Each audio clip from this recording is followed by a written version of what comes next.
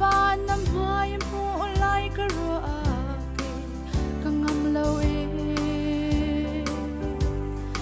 na phak lai nak ni an nai ka nga vai lam chung a tan cha tu ding na lam pial in an nun kam mu na a kai ka dai tlang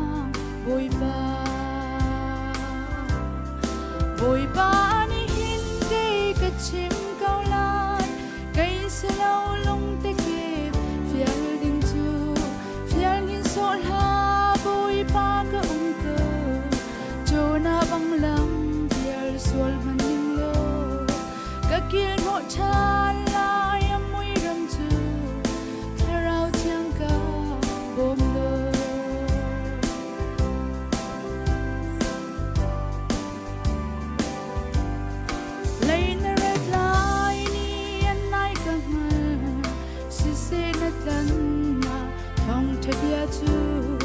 an ngal khau shim lau vali nom na pa an tlan di chang chol na bang an oi lai ka ro tia khau shim ma lo ka pa lau liao mi da an nun shoi ding na kan nun mong lo ka pa boi ba chim kau lai kai se lau long te ke fial ding chu fial ngin so la boi ba ka ka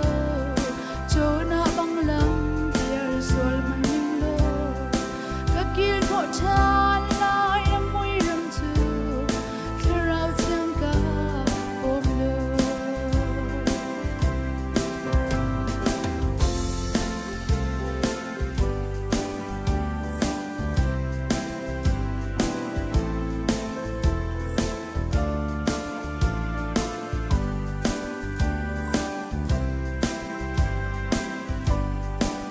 go falling high is it from me Joseph and Vano liao cha na kan Benjamin Pakat del lo ronga long ro nang tu cha chu bang in kan ni som tu dia de kan parun in do kan tun ti ka tharau tau pa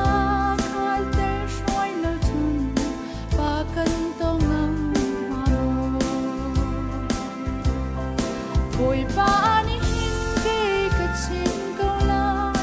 kai se lau long te ke fial ding chu fial hin so la boi ba ka ka cho na bang lam fial sol man ning lo ka kil mo cha